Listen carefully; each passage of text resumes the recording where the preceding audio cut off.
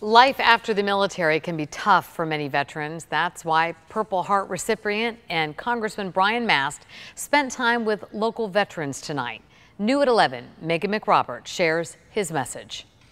Well, Congressman Brian Mast told his story of surviving an explosion and overcoming the loss of his lower legs. And he told a room full of veterans that his story of success after the military doesn't have to be so different from theirs. Despite your political preference, one thing most can agree on is Congressman Brian Mast has pride in his country after serving in Afghanistan. There's nothing closer to my heart. He told a room full of veterans and students how his military story came to an end. He was working to make sure his team was safe from explosives when one detonated under his feet. Landing some 5 or 10 feet from where I was standing at that point. I was trying to figure out what exactly was the extent of my injuries. I was realizing there was a pretty good reason that I couldn't stand up. His fight to overcome grave injuries was something he helped these veterans relate to.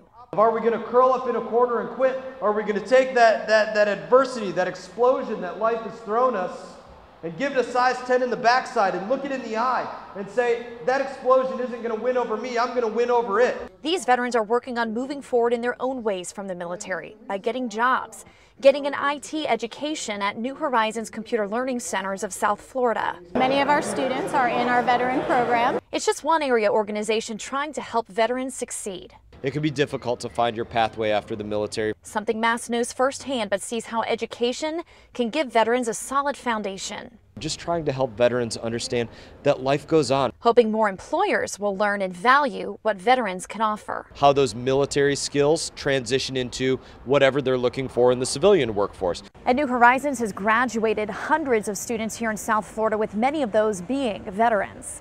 In West Palm Beach tonight, I'm Megan McRoberts, WPTV News Channel 5. And again, to all of our veterans, a profound thank you.